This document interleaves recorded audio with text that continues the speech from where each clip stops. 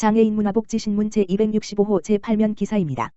수원시의회 복지안전위원회, 안전교통국 소관사무 행정사무감사 펼쳐. 수원시의회 복지안전위원회, 위원장 이미경, 가 27일 안전교통국 소관 업무에 대해 행정사무감사를 실시했다. 김진관, 더불어민주당, 제5만12 행궁인계동, 의원은 마을버스가 힘들고 열악한 환경에서 버텨가고 있는데 시의 재정적 지원마저 없다면 마을버스 운행은 중단될 것이라며 마을버스의 피해가 최소화될 수 있도록 시에서 노력할 것을 요구했다. 박명규, 더불어민주당, 정자 123동, 의원은 수원시에서 관외택시의 불법 영업 단속을 하고 있지만 정작 단속으로 인한 과태료 부과가 이루어지지 않고 있다며 단속된 관외택시 불법 영업에 대해 과태료가 부과될 수 있도록 관외택시에 해당 지자체와 연락하는 등 적극적으로 임해 관내 택시 운수종업자분들이 피해를 보지 않도록 해달라고 제안했다. 또한 이휘승, 더불어민주당, 영통 23 망포 1-2동, 의원은 택시 쉼터 이전 건립이 지연된 것에 아쉬움을 표하며 운수종사자분들께서 쉼터는 당연히 필요한 공간이기에 조속하게 설계를 마치고 부지를 확보해 운수종사자분들이 잠시나마 편히 쉴 수 있는 공간을 확보해 주실 것을 요청했다. 박태원, 국민의힘, 평호매실동, 의원은 버스나 택시 같은 대중교통을 이용할 때는 사실 사회적 거리를 유지하는 데 어려움이 있다며 운수종사자와 승객을 위해 방역 지원을 강화하고 방역과 관련한 관리 감독을 적극적으로 부탁드린다고 말했다.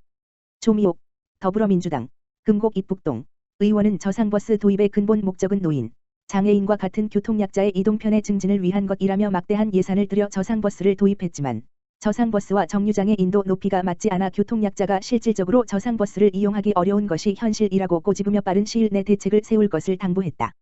이 밖에도 최영욱, 더불어민주당, 원천 영통 1동, 의원은 버스 운전기사의 운행 중 통화나 흡연이 승객들에게 불안감과 불쾌감을 조성해 많은 민원이 들어오고 있다며 이런 상황을 예방하기 위해 사전교육뿐만 아니라 통화 흡연 시 제재받을 수 있다는 표지를 버스에 붙여 운전자가 그것은 인식할 수 있도록 하는 것도 방법이라고 제안하기도 했다. 조명자, 더불어민주당, 세류 123 권선 1동, 의원은 오산 용인고속도로 개설 사업과 관련 오산 용인고속도로 노선이 세류동을 지나가는데 정작 세류동 주민은 이 사업에 대해 모르고 있고 사업에 대한 공문도 받지 못했다고 지적했다. 이어 고속도로 개설 사업으로 인한 교통체증 문제 발생 시 어떻게 해결할 것인지 그 대안도 강구해야 한다고 말했다. 한원찬, 국민의힘, 제5만12 행궁인계동, 의원은 전동 킥보드가 자전거 도로에서도 통행이 가능하게 되었는데 개인용뿐만 아니라 업체가 대여하는 전동 킥보드도 시민안전보험을 적용할 수 있는 부분이 있는지 등을 고민하고 폭넓은 대안을 마련해야 할 것이라고 제안했다. 한편 복지안전위원회는 27일 보건소와 안전교통국을 끝으로 2020년 행정사무감사를 마무리할 계획이다. 수원시 양육자 평생학습 나눔활동 및 간담회.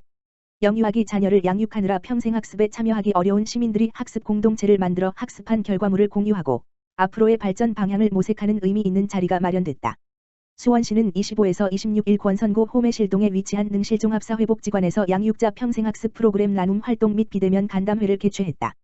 수원시 지역사회보장협의체 교육문화분과 주관으로 개최된 이번 행사는 영유아 또는 학령기 자녀를 둔 부모나 조부모 등이 구성한 학습 모임들이 한 해 동안 학습한 성과물을 공유하는 간이 전시회와 비대면 간담회 형식으로 진행됐다. 올해 수원시는 지역공동 육아돌봄 커뮤니티센터 이용자와 학교 및 어린이집 학부모들로 구성된 10개의 학습 동아리를 지원했다. 이들은 목공예, 수채화, 캘리그라피, 영어, 책놀이, 록밴드, 우쿨렐레, 육아 등 다양한 관심사를 공유하며 양육으로 지친 일상을 달래는 부모교육 프로그램에 참여했다.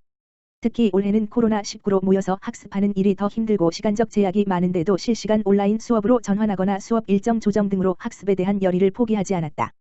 양육자 평생학습 프로그램으로 만들어진 결실은 지난 25일 능실종합사회복지관 로비에 전시돼 인근 주민들에게 소개됐다. 이어 26일에는 참여자들을 대상으로 부모교육 전문가인 변향미 코치가 토닥토닥 부모 마음 힐링학교라는 제목의 온라인 부모교육을 진행하고 30여 명이 참여하는 온라인 간담회를 통해 성과 공유와 발전 방향을 모색했다.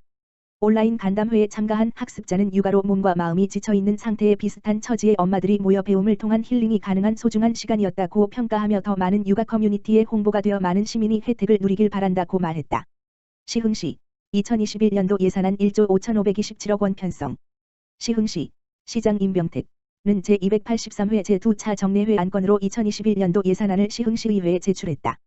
내년 예산안 규모는 1조 5,527억 원으로 회계별로는 일반회계가 689억 원 증가한 1조 974억 원, 특별회계는 1,548억 원이 감소한 4,553억 원이다. 코로나19 등으로 인해 침체된 지역경제 회복과 민선 7기 3년 차를 맞아 민생과 미래, 복지, 교육 기반 마련에 중점을 두고 편성했다. 주요 편성 내용으로는 우선 경제회복 활력 제고를 위한 좋은 일자리를 만드는 데 신중년, 경력형 일자리 사업 25억 원, 시흥형 일자리 은행제 11억 원 등 249억 원을 편성했으며 중소기업 및 소상공인 지원을 위해 시흥화폐 발행 121억 원, 시흥형 강소기업 육성 10억 원 등 252억 원을 편성했다. 시민의 안전과 삶의 질 제고를 위한 시민의 생명과 안전을 지키는 일회지능형 교통체계 이츠 구축 40억 원 등 101억 원을 편성했으며 시민건강관리 지원에 출산장려금 지원 14억 원 등 106억 원을 편성했다. 미래도시 조성을 위한 K골든코스트 구축의 해양생태과학관 조성 37억 원, 해변노을공원 조성 10억 원 등 96억 원을 편성했으며 대도시 품격에 걸맞은 도시기반 마련을 위해 소래산 천마을 도시재생 뉴딜 61억 원, 은계어울림센터 -1 건립 20억 원 등 283억 원을 편성했고 편리한 교통체계 구축을 위해 버스 노선 운영 지원 86억 원 등 313억 원을 편성했으며 깨끗한 주거 환경을 만드는 사업에 물왕저수지 수변데크 조성 39억 원 등 739억 원을 편성했다. 또한 더욱더 견고한 복지안전망 강화를 위해 장애인 보호작업장 지원 36억 원, 노인 맞춤 돌봄 서비스 25억 원, 외국인 아동 보육료 21억 원, 시흥형 주거복지 지원 14억 원 등 사회적약자 864억 원, 노인 1229억 원, 아동 및 여성 지원에 1443억 원 등 총 3536억 원을 편성했다. 마지막으로 모든 시민이 교육으로 성장하는 기반 마련을 위해 서울대 교육협력 및 혁신교육 사업 73억 원, 인재양성 및 청소년재단 운영과 한반위 장학생 선발 등 장학사업 확대 추진을 위한 출연금 47억 원 등 교육 청년 청소년 지원에 365억 원을 편성했다.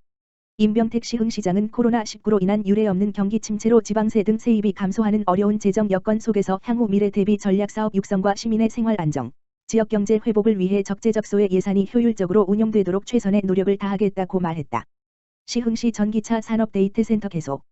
시흥시 시장 임병택과 한국전자기술원 원장 김영삼 은 24일 한국산업기술대학교 시흥비즈니스센터에서 시흥전기차 산업데이터센터 개소식을 개최했다.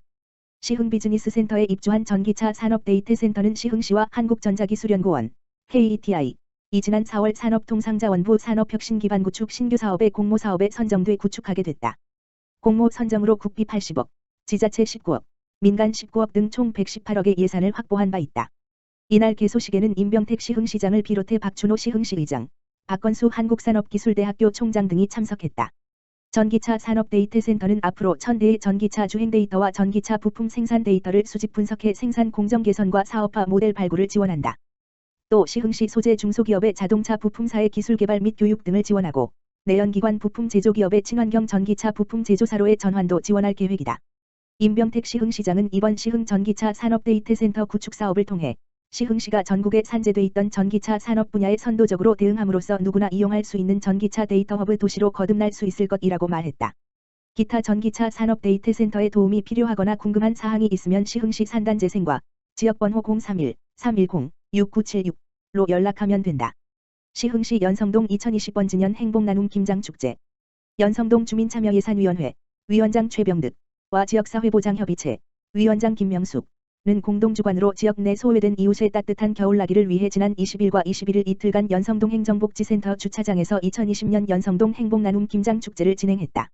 김장축제에 참여한 연성동 주민참여예산위원회, 지역사회보장협의체, 주민자치위원회, 통장협의회 등 유관단체 회원 및 지역주민 등 30여 명은 연성동 주말농장에서 직접 재배한 배추를 수확하는 것부터 배추를 절이고 채소를 다듬고 양념재료를 만들어 김장김치를 담가 이어 사랑의 김장나눔을 위해 관내 소외계층 100가구에 전달하는 과정까지 전 과정에 참여했다.